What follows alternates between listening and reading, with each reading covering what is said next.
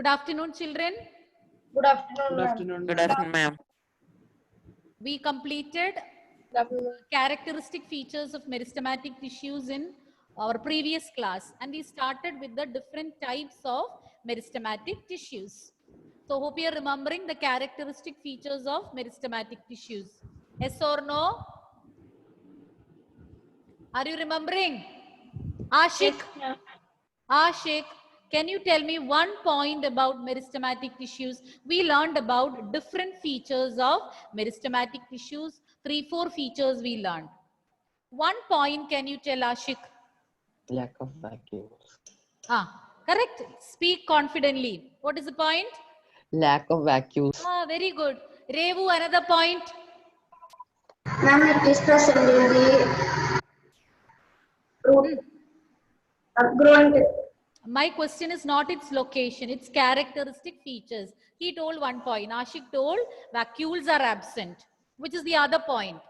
About its cell components, you have to say something. Revu, Ma'am, it increases. not function, not location, the characteristic features. Wait, let me ask. Anyway, I'll come back to Revu. You can think by then. You got the answer, Revu? Did you get the answer? Something about its cytoplasm. Last time, when it was last, I didn't got the network connection. That I earlier also have told that should not be given as an excuse. But, To avoid that only, I'm sending all the notes. Anjali Priya, can you tell me one point? Think Revu by then. Anjali. They are actively dividing cells. Very good. They are actively dividing. Now we got 2 points. They are actively dividing. Vacuoles are absent. Who is going to add? Srihari. Ma'am, they have dense cytoplasm. Very good. Dense cytoplasm. Now 2 more points are there. Who will contribute? Who can tell? Thin cellular walls. Very good, Lakshmi. Thin cell wall made of cellulose. One more point is remaining. Revu, I hope you are listening all. You will be summarizing all the points. Okay, who is going to tell the last point? Prominent nuclei. Very good, Srihari. Prominent nuclei. So I will tell the points once, and after that, our Revu is going to summarize all. Actively, they are actively dividing. Meristematic tissues are actively dividing. They have prominent nuclei, dense cytoplasm, thin cell wall made of cellulose, and lack of vacuoles. 5 points. Revu, quickly you say. Ma'am, actively dividing cells. Yes. It has dense cytoplasm. Yes. Prominent. 2 more. They don't have vacuoles. Yes. What is remaining? Cell wall. Thin cell wall. Okay, good. So don't give an excuse that I was absent for the class. You have recorded session. That notes also, PowerPoint slides also I'm sending. Notes are there in the website. Plus you have your daily notes also. So please don't give an excuse next time onwards. Anyway, Revu, you could catch it up easily. Thank you.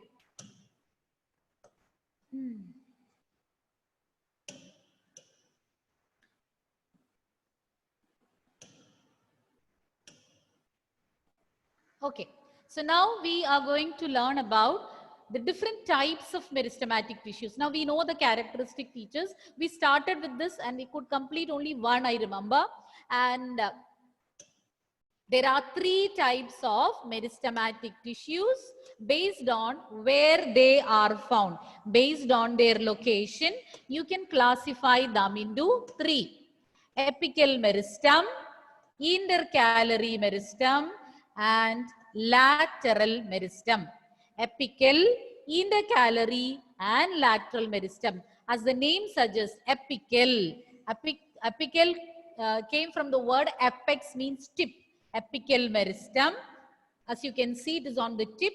Intercalary meristem. You can see the position over here. I'll give more explanation later. And lateral on the sides. Okay. So one by one, we are going to learn about the characteristic features of these meristematic tissues. So the meristematic tissues are classified into 3 based on their location. Starting with the first one, apical meristem. Where is apical meristem present? I already told you apical meristem came from the word apex, which means tip. So it is present at the growing tips of stems and roots. It is present at the growing tips of stems and roots, not it growing tips of stems and roots. And what is its function? They will help in increasing the length of the stem and the root. So there are 2 points you should know here. One is where is it present? Second one, what is its function? So once again, I will repeat, apical meristem, it is present at the growing tips of roots and shoots. Roots and shoot means stem. And they will help in increasing the length of the stem and the root. Now moving on to the next point or next meristem, lateral. Lateral meristem. Laterally means sideways. So lateral meristem, it is present along the sides. It is present along the sides of the stem and the roots, and since they are present on the side, they will help in increasing the girth. Girth means width. Girth is same as width. It will help in increasing the width of the stem and root. So here also 2 points. They are present along the sides of the stem and the roots. Then you should know what is its function. They will help in increasing the width. Now see the figure. Here you can find it is present at the tip. So here I will use a red color pen. See, you can find apical meristem. So as they increase, they will help in increasing the length of the stem or the root. But when lateral meristem, so here it will help in increasing it sideways. So it becomes broader. So it will help in increasing the width of the stem and the roots. So this way the growth takes place sideways. So help in increasing the width or girth of the stem or root. Now moving on to the last one, that is intercalary meristem. And intercalary meristem, as you can see in the figure, it is present at the base of the leaves and on the internodes. That is the first point, location. Now function, they will help in increasing the length of the stem, or you can say stem elongation. So now let's see where is intercalary meristem. So as I told you, intercalary meristem is present. See here you can see the leaf at the base of the leaf, and it can be also found at internodes. Now internodes, first if you have to know what is meant by node, you should know, if you want to understand what are internodes, first you should know what is a node. Node is any point on the stem from where a leaf or a branch originates. So this you can consider it as a node. This is another node. So many nodes you can find over here. So node is the point on the stem from where a new leaf or a branch arises. Now what is internode? The distance between two consecutive nodes is known as internode. That is known as internode. Once again, I will repeat. We learned intercalary meristem is present at the base of the leaves and at the internodes. So you should know what is meant by an internode. To know what is an internode, first you should know what is a node. So node is a point on the stem from where a leaf originates. I have ticked those parts. All the nodes I have marked from where a leaf or a branch arises. And what is an internode? The distance between two consecutive nodes, two nodes that come closer. The distance between that is known as internodes. So once again, coming back to a point, intercalary meristem. Intercalary meristem, it is present at the base of the leaves and also at the internodes. And what is its function? to increase the length of the stem, or else you can say stem elongation. So I'll summarize these 3 points quickly. So those who haven't understood, listen carefully, and soon you can expect questions. So there are 3 types of meristems based on, there are 3 types of meristems based on their location, where they are found. So depending upon that, you can categorize into 3. First one, apical meristem. Remember the word apex. So it is present at the tip, growing tips of roots and shoots, and its function increases the length of the stem and the root. Now moving on to the second one, lateral meristem. Lateral meristem is present on the sides of roots and shoots, and it will help in increasing the girth or the width of the stem or the root. And the final one, intercalary. It is present at the internodes. Remember, intercalary, present at internodes. In both cases, inter is there. Relate it like that. Don't get confused. Apical meristem at apex. Lateral meristem laterally, sideways. Intercalary at the internodes and at the base of the leaves, and they will help in increasing the length of the stem. So relate these terms so that you will never forget. Apical meristem, apex, tip at the growing tips. Lateral, lateral word meaning is side. So lateral meristem on the sides of the roots and stems. And intercalary, present at the internodes and at the base of the leaves. Clear, children? Yes, ma'am. Okay.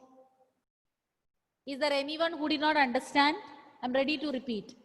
Ma'am, intercalary meristem, can you explain once Yes. more? Intercalary meristem.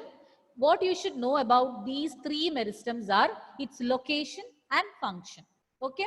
An intercalary meristem is present at the internodes and also at the base of the leaves.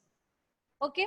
Function is to increase the length of the stem, or you can say stem elongation. It helps the stem to elongate, to increase its length. Okay. An internode means, what is an internode? The distance between 2 consecutive nodes. 2 consecutive nodes means 2 nodes that lie closer. And what is a node?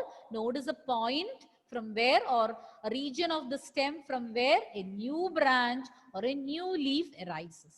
Okay. Lakshmi? Yes, ma'am. Okay. Can you Which show other- the slide once more? Okay, okay. I'll once I finish it, I'll show it once again. So which are the 3 types of meristems we learned? Alna, 3 meristems, 3 types. I need only the names quickly. Allah, your video is paused. Gauri, Gauri, tell me which are the 3 types of meristems we learned?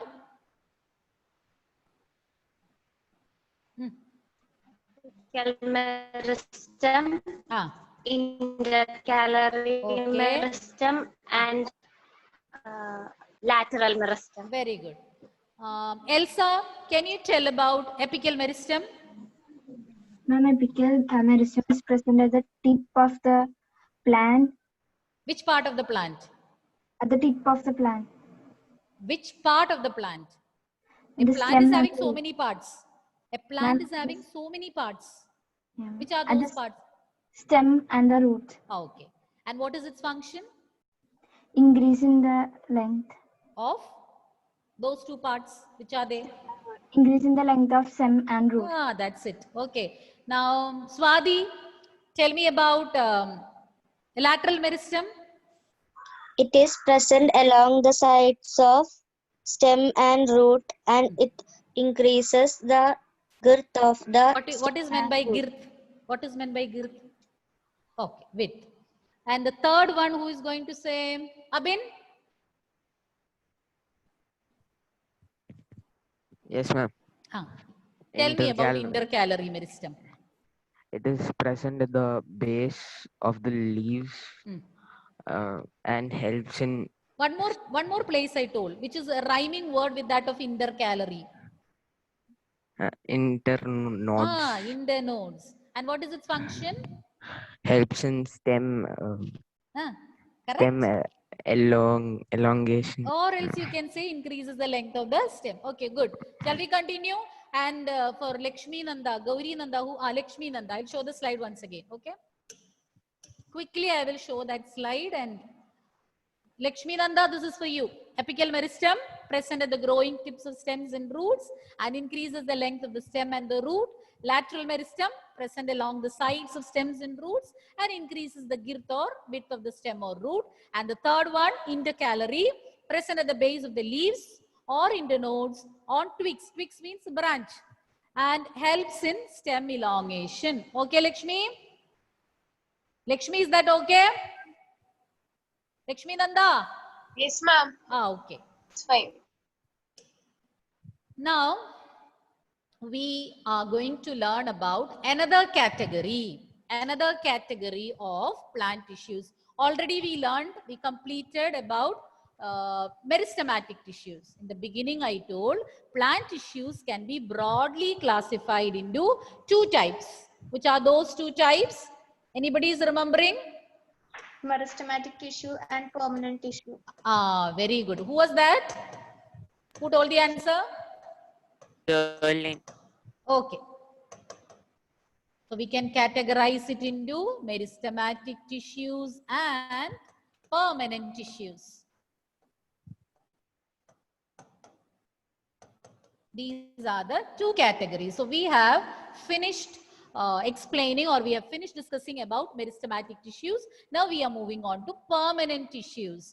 First of all, you should know how these permanent tissues are formed. Actually, permanent tissues are also formed from meristematic tissues. Meristematic tissues undergo some changes and they form permanent tissues. So I'll show you the slide.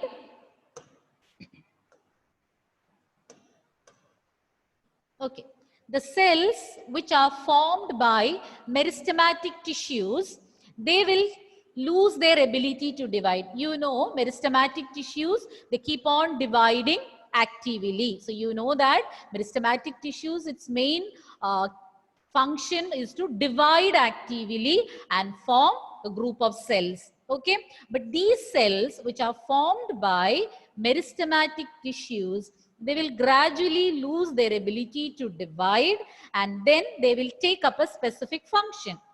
Okay, and then you call them as permanent tissues. So if you are asked to compare permanent tissues and meristematic tissues, we can say that permanent tissues, they cannot divide. They have lost their ability to divide. Whereas meristematic tissues, they keep on dividing. They are actively dividing tissues. Okay, children? So once again, the cells which are formed by meristematic tissues, they will slowly lose their ability to divide. Then they take up a specific function and get changed to permanent tissues. So how are permanent tissues formed? They are actually formed from meristematic tissues. Meristematic tissues, the cells which are formed by meristematic tissues, they will lose their ability to divide. They take up a specific function and change into permanent tissues. Got it? Have you understood? Okay. Now more about permanent tissues. In other words, you can say the same point, you can put it in another way. That is, cells of meristematic tissue, they differentiate. See, I have written in green color the term differentiate. Cells of meristematic tissue differentiate and form permanent tissues. The first line, it is put in another way using a different term. Same meaning. Okay. Meristematic cells, they get differentiated and form permanent tissue. Now you should know what is meant by the term differentiate or differentiation. So we'll see what is differentiation.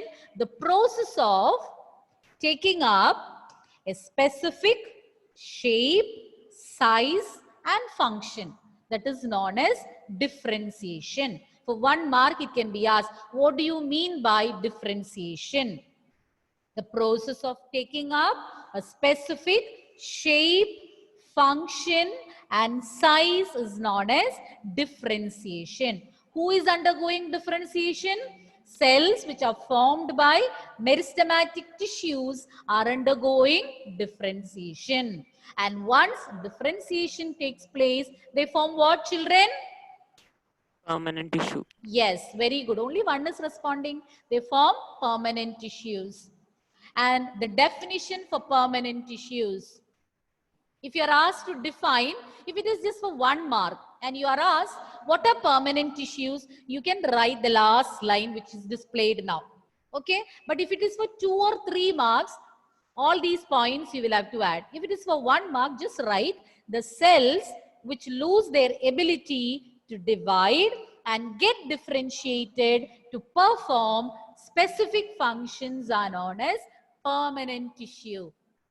Once again, the definition for permanent tissue, the cells which lose their ability to divide and get differentiated to perform a specific function is known as permanent tissue. Or once again, the cells which lose their ability to divide, and then what happens? They get differentiated. What for? To perform specific functions, and they are known as permanent tissues. So once again, I will tell you all the points. The cells which are formed by meristematic tissues, they will gradually lose their ability to divide and they get modified or they get changed to permanent tissues. Or else you can say the meristematic tissue or the cells formed by meristematic tissue, they get differentiated to form permanent tissues. Now, what is differentiation? The process of taking up a specific size, shape and function is known as differentiation. You should know what is differentiation. Now, if you're asked to define permanent tissues, if I'm asking define permanent tissues, then you should say the cells which lose their ability to divide and get differentiated to perform specific functions are known as permanent tissues. And I'll show you some pictures of permanent tissues. The names are, maybe the names are quite new for you, but still you need to learn all those names. You're going to learn about each of these permanent tissue in detail. I'll show you the figures. First one, parenchyma, collenchyma,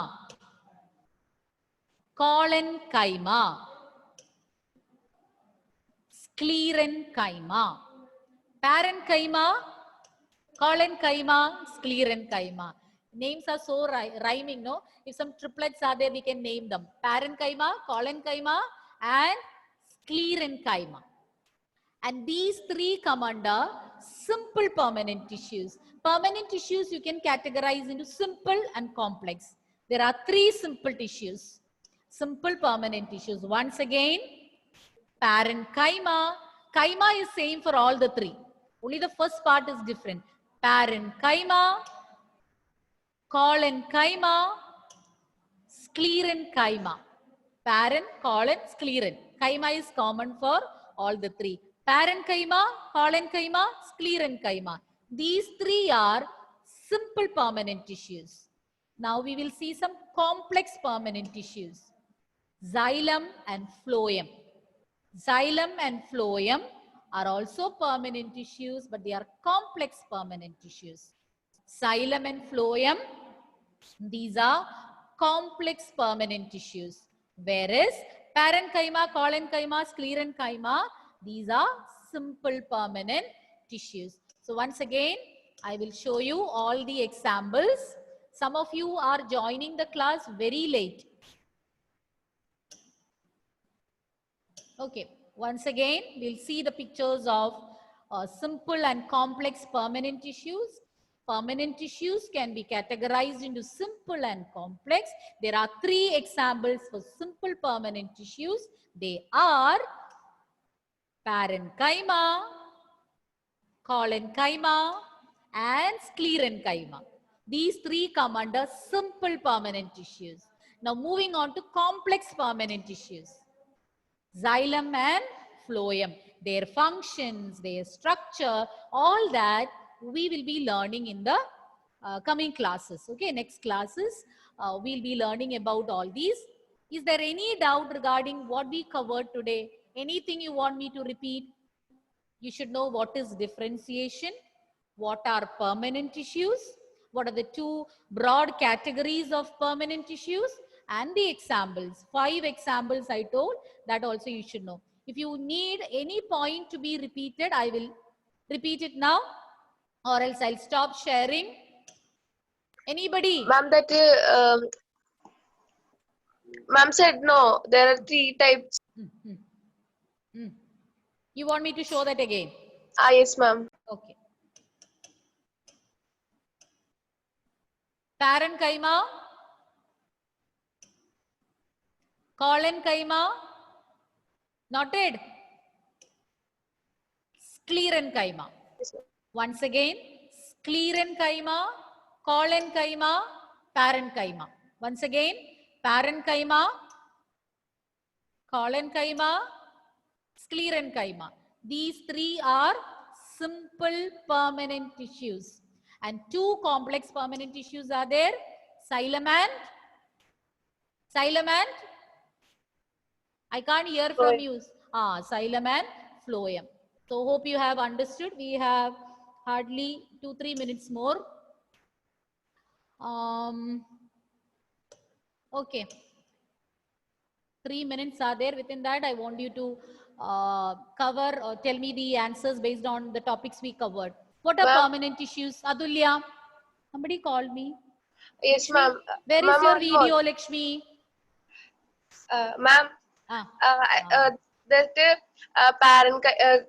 kaima, that thing, no. What is that? That tissue.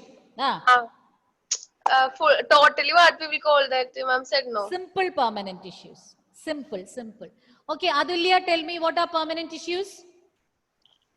The cells which lose their ability to divide and get differentiate to perform. Perform. Video got stuck. Perform. Atulya. Video is paused. Gauri. Repeat the answer what she was saying. The cells which lose their ability to divide and get differentiate to perform specific functions are called permanent tissues. Okay, good. What is meant by differentiation, Srihari? What is meant by differentiation? And the process of changing shape, size. Taking up. The process of taking up. A shape, size, or specific perform function. Specific. Function. Repeat it once again. I'll tell once. The process of taking up a specific shape, size, and function is known as differentiation. Quickly repeat. Process of taking a specific shape, size, or function is called differentiation. Okay. Which are the 3 types of simple permanent tissues? Allah?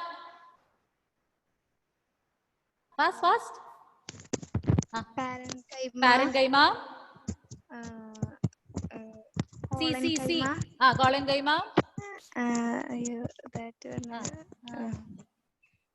Daily after getting up, repeat this 5-10 times.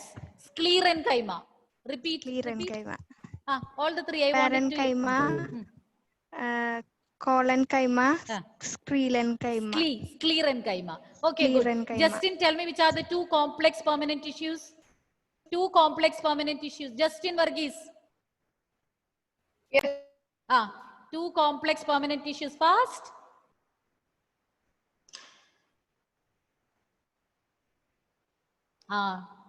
Very good. Who will tell me that? Yes. Xylem and phloem. Okay. Okay, thank you, children. Just 1 minute. Okay, thank you, children. See you next class. Thank you, ma'am. Thank you, ma'am.